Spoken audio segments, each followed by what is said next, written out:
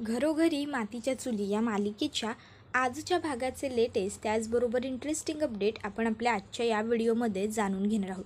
चला तर मग अजिबात वेळ वाया न घालवता सुरुवात करूया आपल्या आजच्या या व्हिडिओला. तर आजच्या भागात आपण पाहतो की इकडे सौमित्र हा म्हणत असतो की 4 दिवसात वहिनीच्या केसचं हिअरिंग आहे, त्यामुळे आपल्याला लवकरात लवकर काहीही करून लता काकूंना शोधून काढावंच लागेल, तेव्हाच वहिनीच्या केसला वजन येईल. त्याबरोबर अवंतिका म्हणायला लागते, हो बरोबर आहे, आणि तसंही त्या ऐश्वर्याच्या ताब्यात लता काकूंनी फार काळ राहणं चांगलं नाही आहे. उगाच ती ऐश्वर्या काही कमी जास्त करायला नको. त्याबरोबर लगेचच जानकी म्हणते, म्हणजे अवंतिका तुला काय म्हणायचं आहे? माझी आई त्या ऐश्वर्याच्या ताब्यात आहे तर ती ऐश्वर्या काही चुकीचं पाऊल उचलू शकते का गं? त्यावर लगेचच अवंतिका म्हणते, नाही हो वैदी, तुम्ही शांत व्हा, मला तसं काही म्हणायचं नाही आहे. पण आपल्याला माहिती आहे की नाही ती ऐश्वर्या कशी आहे ते. मग ती सतत सतत काही ना काहीतरी कुरापती करतच असते, म्हणून फक्त मी बोलत होते. तुम्ही उगाचच्या उगाच काळजी करू नका, असं काही होणार नाही, सगळं व्यवस्थित राहील. त्यावर लगेचच ऋषिकेश म्हणतो, बरोबर बोलतेस तू अवंतिका, त्यामुळे आपल्याला आता जानकीच्या आईला शोधण्याचा वेग हा वाढवला पाहिजे. लवकरात लवकर काहीही करून आपल्या चौघांना जानकीच्या आईला शोधून काढायचंच आहे. त्याबरोबर लगेचच सौमित्र आणि अवंतिकासुद्धा म्हणतात की हो, आपण लवकरात लवकर शोधून काढू त्यांना. तर दुसरीकडे ऐश्वर्या ही तिच्या मैत्रिणीला भेटायला आलेली असते. ती तिच्या मैत्रिणीला दागिने देते आणि म्हणत असते, हे तू तुझ्याजवळ ठेव, माझ्याकडे पैसे आले की मी तुझ्याकडून हे घेईन. त्याबरोबर लगेचच ती म्हणायला लागते, अगं ऐशू, पण हे एवढे दागिने तू मला देतेस, तुला एवढ्या पैशांची गरज आहे तरी कशासाठी? का हवेत का तुला एवढे पैसे? काही झालं आहे का? काहीतरी सांग तरी मला. आता ऐश्वर्या ही 2-5 मिनटं गप्प बसते. तिची मैत्रीण म्हणते, काय झालं ऐशू? त्यावरती ऐश्वर्या लगेचच तिला सांगायला लागते, अगं मला त्या जानकीला हरवायचं आहे, धडा शिकवायचा आहे तिला, आणि त्याच्यासाठी मला कितीही पैसा लागला तरीही चालेल. त्यावर लगेचच तिची मैत्रीण म्हणते, अगं ऐशू, तुला कळतं आहे का तू काय करतेस ते? आत्तापर्यंत त्या जानकीला देशोधडीला लावण्यासाठी तू किती पैसा खर्च केला आहेस, पण प्रत्येक वेळेस तिचं काहीही बिघडलेलं नाही आहे. उलट काही ना काहीतरी वाईट तुझंच झालं आहे. उलट आता तू हे एवढं सगळं करते त्याच्यामुळे तूच देशोधडीला लागणार नाही का? त्यावर ऐश्वर्या म्हणत असते, अगं कधीतरी पॉझिटिव्ह बोल ना, कधीतरी पॉझिटिव्ह बोल. आणि राहता राहिला प्रश्न माझा, तर त्या जानकीला देशोधडीला लावल्याशिवाय मी गप्प बसणार नाही म्हणजे नाहीच. मग त्यासाठी अगदी मला स्वतःला कितीही पैसा उभा करावा लागला ना तरी चालेल, मी करेन, कितीही पैसा उभा करेन, पण काहीही करून त्या जानकीला मी देशोधडीला लावणार म्हणजे लावणारच. तोपर्यंत मला चैन येणार नाही, कळलं तुला? त्याबरोबर आता तिची मैत्रीण म्हणायला लागते की हो हो, पण तू जरा शांत हो. त्यावर ऐश्वर्या म्हणते, कशी शांत हो? मी ठरवते गं प्रत्येक वेळेस चिडचिड नाही करणार, पण चिडचिड होतेच.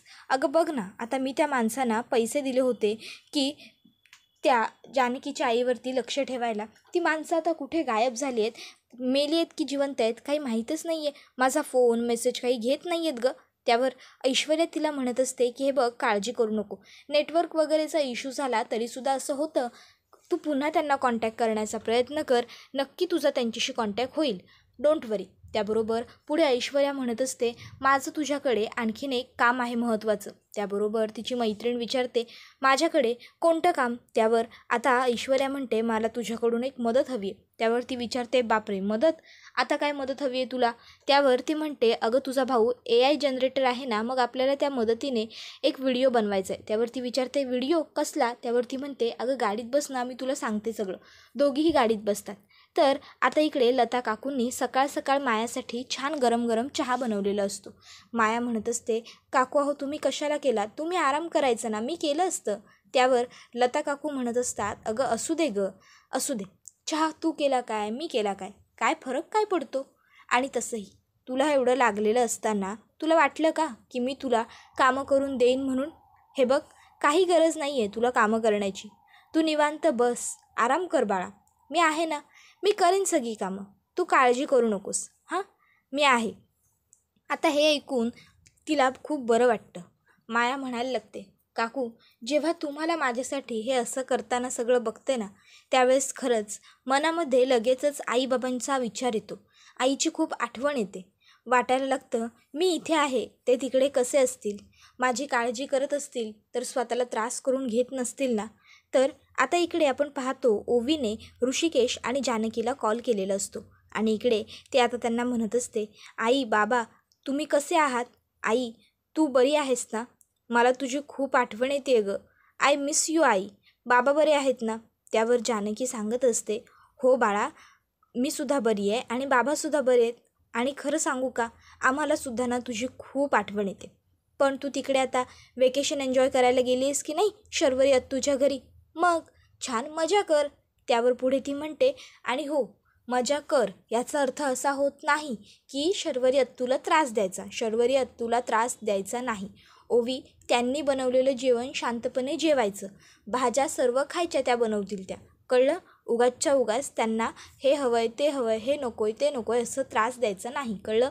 त्यावर ओवी म्हणत असते, हो ग आई पण मला खरंच तुमची खूप आठवण येते. बरं मला सांग बाबा आहे का तिकडे? मला बाबांशी पण बोलायचं आहे. त्याबरोबर जानकी म्हणते, एक मिनटं हां. आणि मग ती ऋषिकेशला हाक मारते, ऋषिकेश ऋषिकेश. त्यावर ऋषिकेश विचारतो, काय गं? जानकी सांगते, ओवीचा फोन आहे. ऋषिकेश लगेचच ओवीचा फोन घेतो आणि म्हणायला लागतो, हॅलो कशी आहेस ओवी बाळा? त्यावर आता ओवी ही ऋषिकेशला म्हणत असते, बाबा मी मस्त, तुम्ही कसे आहात? त्यावर ऋषिकेश सांगतो, मी पण बरं आहे. तर ओवी म्हणते, बाबा मला ना तुमची खूप खूप खूप आठवण येते, मी तुम्हाला खूप मिस करते हो. त्यावर ऋषिकेश म्हणतो, बाळा आम्हीसुद्धा दोघं तुला खूप मिस करतोय गं. त्यावर ओवी म्हणते, नाही तुम्ही जर मला मिस करत असतात ना तर तुम्ही मला घ्यायला आला असतात. इतके दिवस मला लांब ठेवलंच नसतं तुम्ही. त्यावर ऋषिकेश तिला म्हणतो, ओवी बाळा असं कसं बोलतेस तू? त्यावर ओवी म्हणते, नाही मी बरोबर बोलते बाबा, तुम्ही ना मला मिस नाही करत आहात म्हणून तर तुम्ही मला इकडे ठेवलं आहे ना. मी ना आवडीशी झाली आहे का तुम्हाला? मी आवडत नाही ना आता तुम्हाला. त्याबरोबर मग ऋषिकेश ओवीला म्हणतो, ओवी बाळा असं कुठे असतं का? ओवी म्हणते, नाही मला माहिती आहे मी आवडत नाही तुम्हाला. त्यावर ऋषिकेश म्हणतो, असं काही नाही आहे ओवी. मला सांग तुझ्या एक्झाम्स जेव्हा चालू असतात तेव्हा तू तुझ्या त्या सगळ्या टॉईजबरोबर खेळतेस का? त्यावर ओवी म्हणते, नाही. मग ऋषिकेश म्हणतो, तशीच आता आईबाबांची सुद्धा परीक्षा आहे असं समज आणि शांत राहा. एकदा का आमची ही परीक्षा झाली की नाही की मग आम्ही तुला नक्की घ्यायला येऊ लवकरात लवकर. आणि मुलं कधी आईवडिलांना आवडीनाशी होतात का गं? तू उगाच काहीही बोलतेस. आणि महत्त्वाचं म्हणजे तू तिकडे वेकेशन एन्जॉय करायला गेली आहेस ना, मग छान मस्त मज्जा कर ना शर्वरी अत्तूकडे.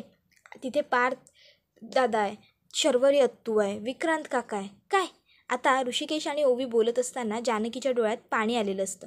ऋषिकेश ओवीला सांगतो, बाळा मी तुला नंतर करतो आणि फोन ठेवतो. तर आता इथे बिचारी माया म्हणत असते, आईबाबांशिवाय मला खूप वाईट वाटतं, करमत नाही. त्यावर आता तिला लता म्हणत असते, हे बघ काळजी करू नकोस. तू त्यांच्याबद्दल हा असा निगेटिव्ह विचार करण्याऐवजी पॉझिटिव्ह विचार कर ना, की तुझे आईबाबा जिथे कुठे असतील तिथे व्यवस्थित असतील, सुखरूप असतील. आणि तू गायब आहेस म्हटल्यावर ते सुद्धा तुला शोधण्याचा प्रयत्न नक्की करत असतील की. मग ते पोलिसात जातील, पोलिसात गेले की पोलीस आपल्याला शोधत शोधत इथपर्यंत पोहोचतील. त्यावर लगेचच ती म्हणायला लागते, काकू अहो बघताय ना इथे आपण राहतोय तिथे किती राहणं अवघड आहे ते. मग पोलीस तरी आपल्यापर्यंत कसे पोहोचतील? आता आपण इकडनं कधीच बाहेर नाही पडू शकणार आहे. तुम्हालासुद्धा पटलं आहे ना हे?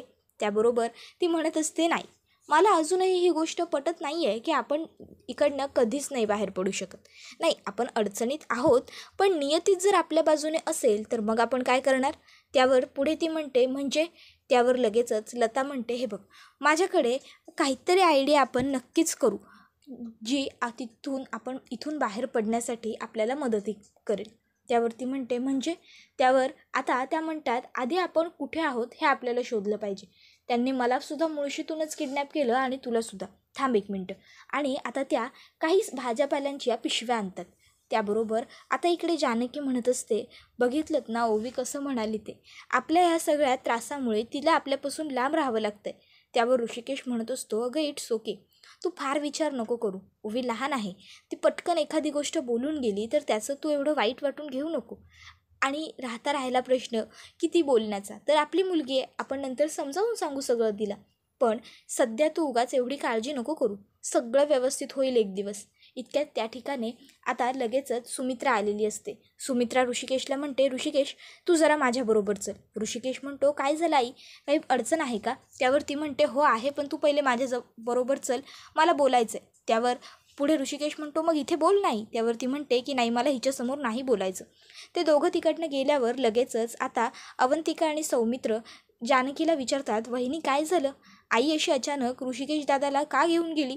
त्यावर जानकी सांगत असते की काय माहीत, काहीतरी महत्त्वाचं बोलायचं आहे म्हणाल्या त्या आणि घेऊन गेल्या यांना. त्याबरोबर लगेचच आता अवंतिका म्हणते, आई अहो मग अशा का घेऊन गेल्या दादांना? आणि वहिनी अहो तुम्ही विचारलं का नाही? मग विचारायचं होतं ना काय काम आहे म्हणून, काय झालं आहे का? त्यावर जानकी म्हणत असते, अगं अवंतिका, तू बघितलंस ना आईंची काय अवस्था होती ते. मला तर वाटतंय काहीतरी महत्त्वाचं असेल कदाचित, म्हणूनच आईंनी असं घेऊन गेले असतील ना त्यांना. त्यावर लगेचच सौमित्र म्हणतो, नाही खरंच आईचं महत्त्वाचंच काम असेल म्हणूनच आई दादाला असं घेऊन गेली असेल, पण नक्की काहीतरी सिरियस आहे हां. त्याबरोबर ऋषिकेश लगेचच सुमित्राला म्हणतो, आई काही झालं आहे का? तुझी तब्येत बरी आहे ना?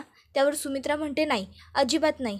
ऋषिकेश, अरे मी अजिबात ठीक नाही आहे आणि आता मी तुला जे काही सांगणार आहे ना त्यानंतर तू सुद्धा ठीक राहणार नाही आहेस. तुझी मनस्थितीसुद्धा अगदी माझ्यासारखीच होऊन जाणार आहे.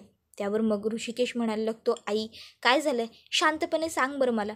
हे बघ तू लवकर सांग, आता तुझ्यामुळे मलासुद्धा टेन्शन यायला लागलं आहे. आई बोल ना, काय झालं आहे गं? त्याबरोबर ती सांगायला लागते, मघाशी माझ्याकडे ऐश्वर्या आली होती. आई तुम्हाला कामात आहात का तुम्ही? नाही, वेळ असेल माझ्यासाठी तर थोडं बोलायचं होतं. अगं बोल ना, काही काम होतं का? ऐश्वर्या म्हणाली, आई मला ना तुमच्याशी माझं मन मोकळं करायचं आहे. सुमित्रा म्हणाली, निसंकोच कर. ऐश्वर्या म्हणाली, पण आत्ता मी तुमच्याशी जे काही बोलेन ना ते प्लीज तुम्ही सिरियस घ्या. म्हणजे सिरियस घ्याल पण लगेच रिॲक्ट नाही करायचं हां. नीट मला स्वतःच्या जागी ठेवा आणि मग विचार करून बोला. सुमित्रा म्हणते, ऐश्वर्या काय झालं आहे? सर्व काही ठीक आहे ना? तू डॉक्टरकडे वगैरे गेली होतीस ना? त्यावर ऐश्वर्या म्हणते, हो गेले होते ना. त्यावर सुमित्रा म्हणते, मग सगळं काही ठीक आहे ना? बाळ व्यवस्थित आहे ना? त्यावर ऐश्वर्या म्हणते, हो हो बाळ वगैरे सगळं व्यवस्थित आहे. मला तुमच्याशी थोडं दुसऱ्या विषयावर बोलायचं आहे. सुमित्रा म्हणते, हो बोल गं. त्यावर ऐश्वर्या म्हणायला लागते, आई म्हणजे तुम्ही शांतपणे ऐका. सुमित्रा म्हणते, अगं बोल ना, काय झालं? ऐश्वर्या म्हणते, आई मला आता ह्या विधवेच्या जीवनाचा खूप कंटाळा आला आहे. सुमित्रा म्हणते, विधवेच्या जीवनाचा कंटाळा आला आहे म्हणजे नेमकं काय म्हणायचं आहे तुला? त्यावरती म्हणायला लागते, आई अहो मी असं किती दिवस विधवा म्हणून राहणार? माझ्यासमोरसुद्धा माझं अखंड संपूर्णच्या संपूर्ण आयुष्य पडले. म्हणून मी असं म्हणत होते की आता मी सुद्धा दुसऱ्या लग्नाचा विचार करणार. त्याबरोबर हे ऐकून सुमित्रा म्हणते, अगं काय बोलतेस तू हे ऐश्वर्या? दुसरं लग्न?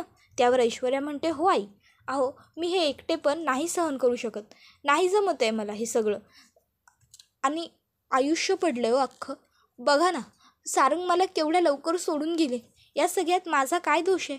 त्यावर सुमित्रा म्हणते, अगं ऐश्वर्या, आपला सारंग आपल्याला सोडून आत्ता कुठे गेलाय? तू लगेच हे सगळं कुठे बोलतेस? अगं नको असं बोलूस गं.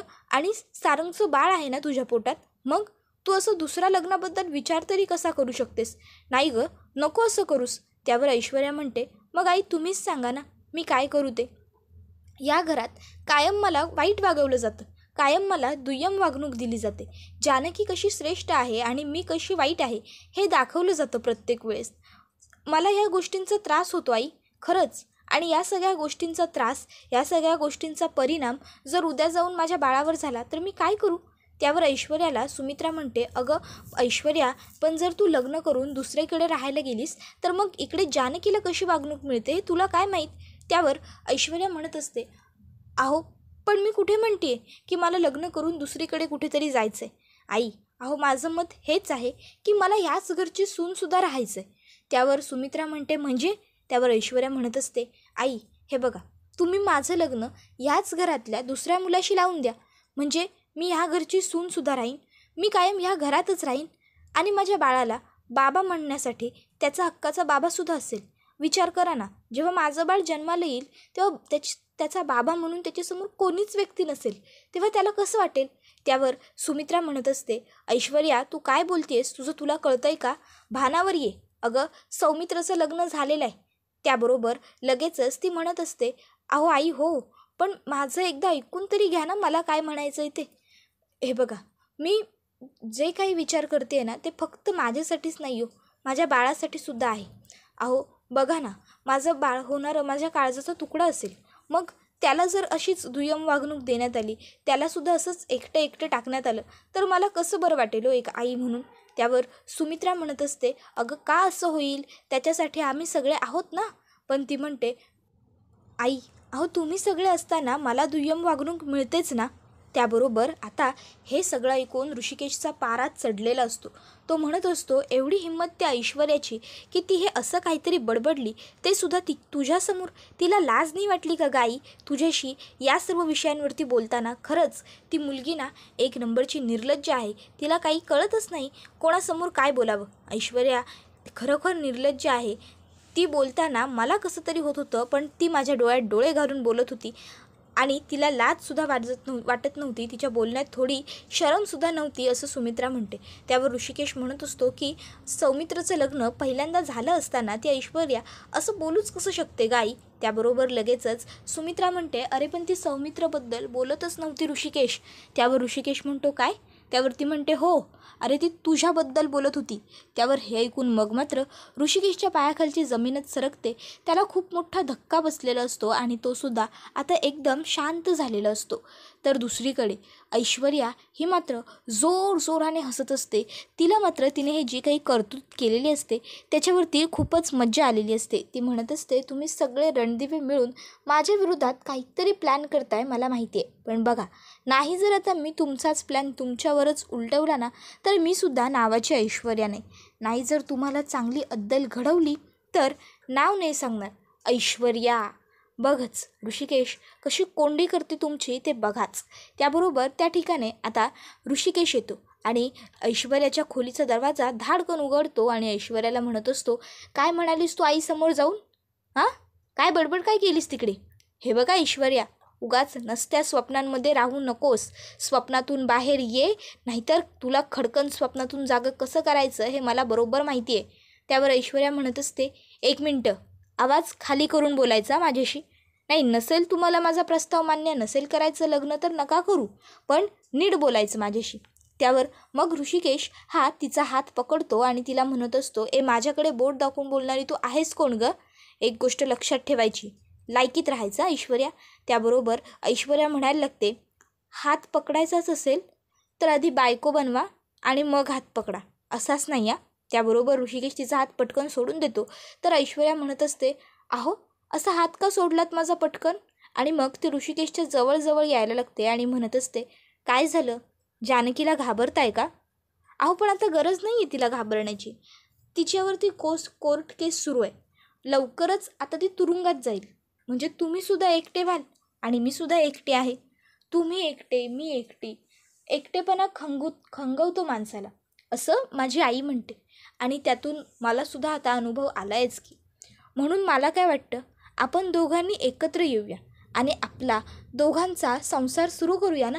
त्याबरोबर नंतर जानकीला ऐश्वर्या ही गोष्ट सांगायला आलेली असते की जानकी, मला तुझ्या नवऱ्याबरोबर ऋषिकेशबरोबर लग्न करायचं आहे. त्याबरोबर हे ऐकून जानकीला राग येतो. जानकी ऐश्वर्याच्या थोबाडीत मारते आणि ऐश्वर्याला म्हणते, मी असं काही होऊ देणार नाही, कळलं तुला. त्याबरोबर मग ऐश्वर्या ऋषिकेशला म्हणत असते, ऋषिकेश मला हेच तुमच्या तोंडून ऐकायचं आहे. तुम्ही बोललात तर मग मी ताबडतोब निघून जाईन. त्याबरोबर ऋषिकेश म्हणत असतो, थांब जानकी, हे बघ तुझ्या आईला सोडवण्यासाठी आपल्याला हे सगळं करावं लागेल. त्याबरोबर मग मात्र आता जानकी म्हणते, ऋषिकेश आहो. त्यावर ऐश्वर्या तिकडनं निघून जाते. मग जानकी ऋषिकेशचे डोळे पुसते आणि म्हणत असते, आपल्याला आता हे नाटक असंच सुरू ठेवायचं. ऐश्वर्याला चांगली अद्दल आपण घडवायचीच. आणि दोघंही जोरजोराने हसायला लागतात. त्यानंतर ऋषिकेश आणि जानकी एकमेकांना हातात हात घट्ट देतात आणि एकमेकांच्या नजरेत नजर भिडवतात. त्याबरोबर हा व्हिडिओ इथेच संपतो. व्हिडिओ आवडला तर व्हिडिओला लाईक करा. चॅनलवर नवीन असाल तर चॅनलला सबस्क्राईब करा आणि बेल आयकॉन आठवणीने प्रेस करा, जेणेकरून तुम्हाला पुढच्या प्रत्येक व्हिडिओचं नोटिफिकेशन मिळत जाईल आणि सर्व व्हिडिओंचा आनंद उत्तम पद्धतीने घेता येईल.